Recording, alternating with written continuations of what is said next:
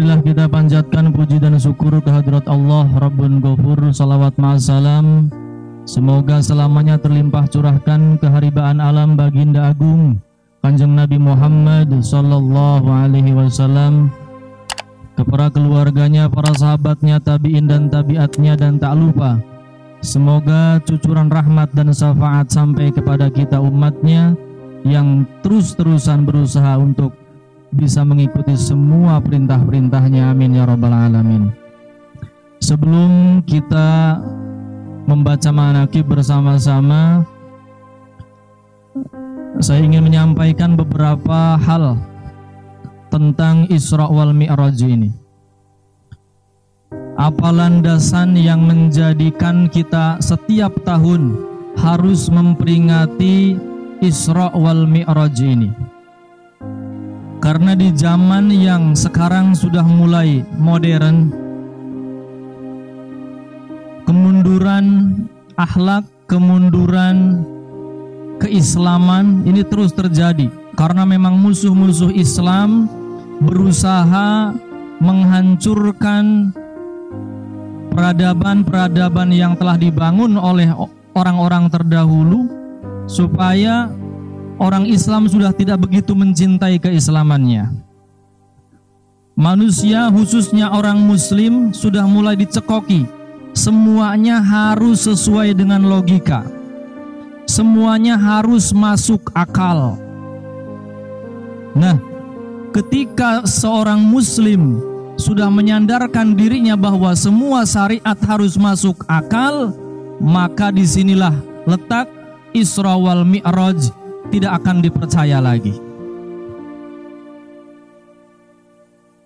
Peringatan Isra wal Mi'raj ini sengaja terus setiap tahun diperingati supaya sudah terbiasa bahwa Isra wal Mi'raj ini memang sesuatu yang luar biasa, sesuatu yang tidak bisa dinalar oleh akal logika.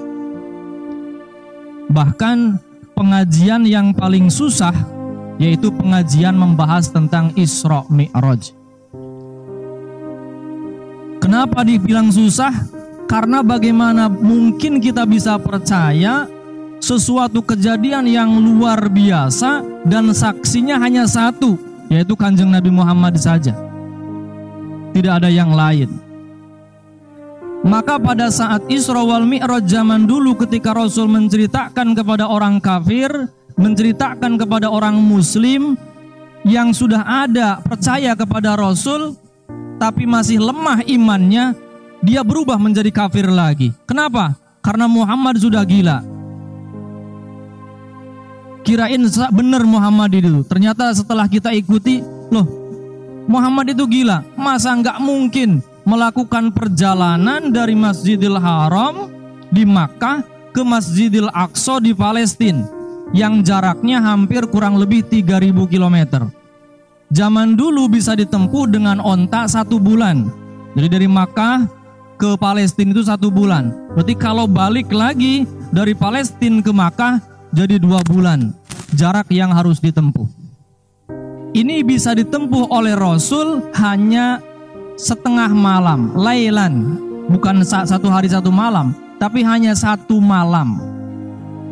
Ini sesuatu yang tidak mungkin, tidak masuk akal pada saat itu. Karena perjalanan yang harusnya ditempuh 2 bulan, ternyata bisa ditempuh oleh Rasul hanya dalam 1 malam. Bahkan bukan itu saja, Rasul dimi'rajkan oleh Allah Subhanahu wa Ta'ala dari Masjidil Aqsa dari Palestina, naik sampai ke langit pertama, kedua, ketiga, keempat, kelima, keenam, ketujuh sampai Sidratil Muntaha. Yang mana menurut pengetahuan, langit pertama saja itu bisa ditempuh 8.000 miliar tahun. Kalau pengen bisa naik ke langit pertama, naik jet. Dan itu pun nggak bisa.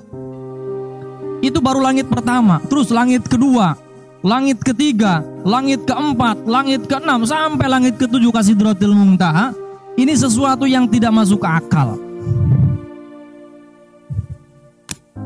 Maka sulit menceritakan tentang Isra Mi'raj ini kepada orang-orang yang hanya mengandalkan akal logikanya saja. Dan zaman sekarang sudah mulai digerus, orang-orang Islam pun sudah mulai semuanya harus masuk akal. Padahal dalam agama ada keimanan yang tidak perlu masuk akal selama itu langsung dari Allah Subhanahu wa taala. Ketika Gusti Allah menghendaki, maka tidak ada yang tidak mungkin. Maka dalam ayatnya yang menjelaskan tentang Isra Mi'raj, Allah Subhanahu wa taala menggunakan kata subhana. Padahal bisa alhamdulillah juga. Alhamdulillahilladzi asra bi abdihi, bisa. Tapi kenapa pakai subhana? Karena maha suci zat. Subhana itu diucapkan ketika ada sesuatu yang luar biasa. Melihat bulan indah, subhanallah. Melihat sesuatu yang menakjubkan, subhanallah. Maka dalam Isra Mi'raj ini ayatnya diawali dengan subhanalladzi asra. Ada yang menarik bagi santri ketika membaca ayat ini. Lafadz asra itu dia sudah muta'adi. Muta'adi dengan hamzah. Asra, af'ala. Harusnya abdahu itu cukup dengan abdahu saja, langsung maf'ul. Subhanalladzi asra abdahu. Karena asra sudah muta'adi dengan hamzah. Tapi uniknya dalam ayat ini sudah muta'adi dengan hamzah ditambahi ba lagi. Berarti betul-betul taukid, betul-betul menjelaskan bahwa perjalanan Isra wal Mi'raj ini perjalanan yang sangat-sangat luar biasa yang tidak bisa dinalar oleh akal logika. Terus intinya apa? Kita memperingati Isra wal Mi'raj. Intinya hanya satu, yaitu pesan yang diterima oleh Rasul dalam perjalanan Isra wal Mi'raj ini, yaitu perintah apa? Perintah sholat. Allah Subhanahu wa ta'ala ketika memerintahkan kita, umat Kanjeng Nabi, memerintahkan haji, cukup lewat surat yang disampaikan kepada malaikat Jibril. Jibril nih sampaikan kepada Muhammad perintah tentang wajib haji, sampaikan oleh malaikat Jibril, dibacakan ke Kanjeng Nabi, jadilah wahyu Al-Quran.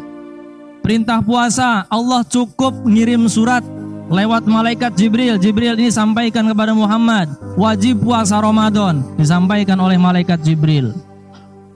Mewajibkan zakat cukup lewat surat, malaikat Jibril nih sampaikan ayat mewajibkan zakat. Tapi ketika Allah mau mewajibkan sholat, tidak nitip kepada malaikat Jibril, tapi langsung Kanjeng Nabi Muhammad diutus oleh Allah Subhanahu wa ta'ala, dipanggil untuk menghadap langsung. Untuk menghadap langsung kepada Allah Subhanahu wa ta'ala.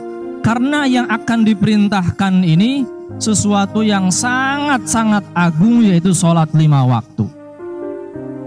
Tadi sudah disampaikan dalam hadis bahwa Gusti Allah tidak memardukan sesuatu setelah syahadat yang lebih dicintai oleh Allah Subhanahu wa ta'ala daripada sholat. Jadi tidak ada lagi. Sholat itu sesuatu yang sangat dicintai, ibadah yang sangat dicintai Allah Subhanahu wa ta'ala setelah mengucapkan 2 kalimat syahadat. Bahkan dalam hadis dijelaskan bahwa pertama yang dihisab nanti di padang mahsyar adalah sholatnya. Bila mana sholatnya sempurna, maka sholat tersebut diterima dan seluruh amal ibadah yang lain diterima oleh Allah Subhanahu wa ta'ala. Tapi kalau sholatnya kurang, ada yang tidak dilakukan dalam masa mudanya, lupa tinggal sholat, maka ibadah-ibadah yang lain, hajinya, zakatnya miliaran, puasanya Senin Kemis, bahkan puasa Daud setiap 1 hari puasa 1 hari enggak, terus sodakohnya, berbuat baiknya, ketika sholatnya kurang, tidak akan diterima oleh Allah Subhanahu wa ta'ala. Saking agungnya sholat 5 waktu ini. Maka hadiah oleh-oleh dari peringatan Isra wal Mi'raj ini tentunya mari kita tingkatkan ibadah sholat fardu kita. sholat berjamaah kita ditingkatkan lagi, karena ini patokan utama, amal yang menentukan amal-amal yang lain.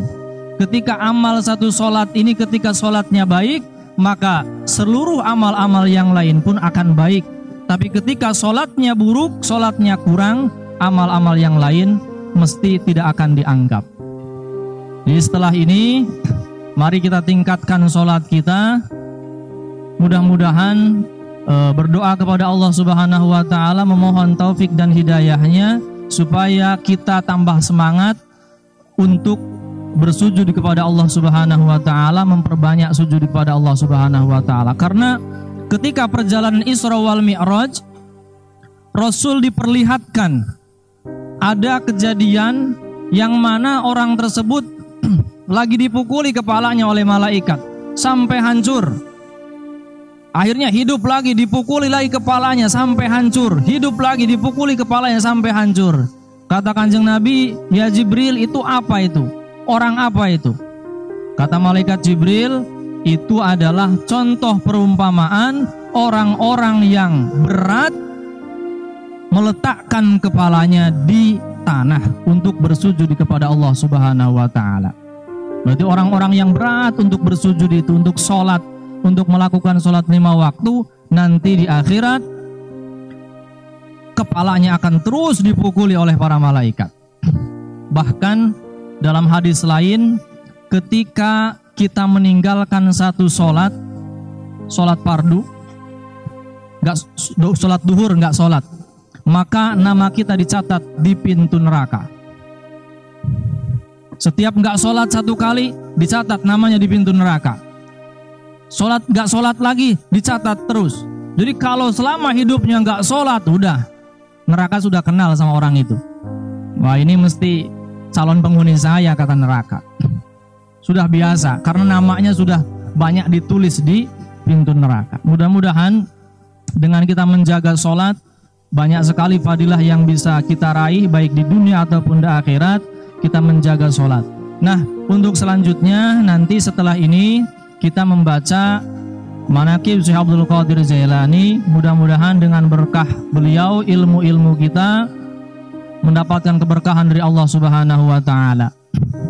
Kenapa dalam peringatan Isra wal Mi'raj ini kita membaca maulid, kita membaca Manaqib Syekh Abdul Qadir Jailani?